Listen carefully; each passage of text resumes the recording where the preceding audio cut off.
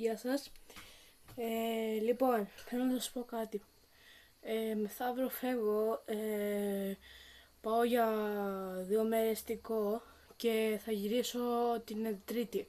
Λοιπόν, σήμερα θα έχει πείτε μου εσείς, επειδή εντάξει δεν είχα πολλά comments ρε παιδιά, είχα μόναχα 3 comments.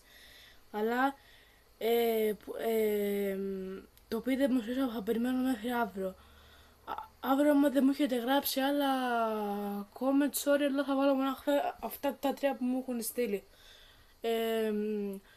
Που λέτε ναι, μεθαύριο φεύγω, αύριο μπορεί να έχουμε πείτε μου εσείς και το vlog, θα κάνω vlog την Κυριακή που θα είμαι στο κοράβι μέσα.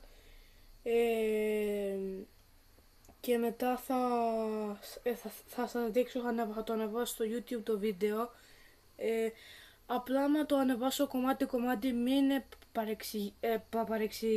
με παρεξηγήσετε, επειδή ακόμη δεν έχω και πολύ καλή κάρτα, επειδή έχω μονάχα μικρή και θα πρέπει να πάω να πάρω και αναγκαστικά θα κάνω μικρό βίντεο την Κυριακή, θα το κάνω σε 2 μέρη.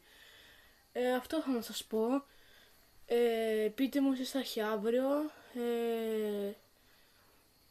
Αυτό θα να σας πω για σήμερα. Και σας παρακαλώ πολύ, κάντε και άλλα comments. Δεν μπορώ να κάνω έτσι, το πείτε μου εσείς. Το καταλαβαίνετε?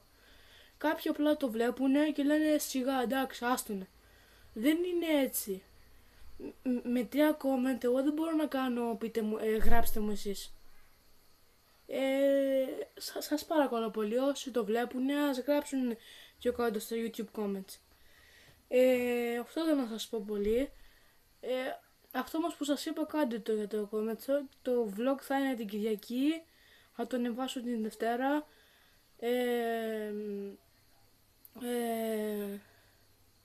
Αυτό.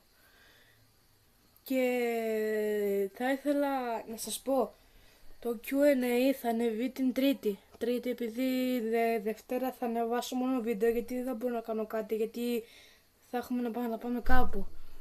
Γι' αυτό, αυτά θα να σας πω. Like, subscribe, αν σας άρεσε το βίντεο, subscribe, αν δεν είστε subscribe.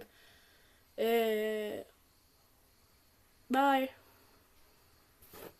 Και επίσης την Δευτέρα μπορεί να κάνω vlog και άλλο vlog, αν θέλετε να το ξέρετε. Bye.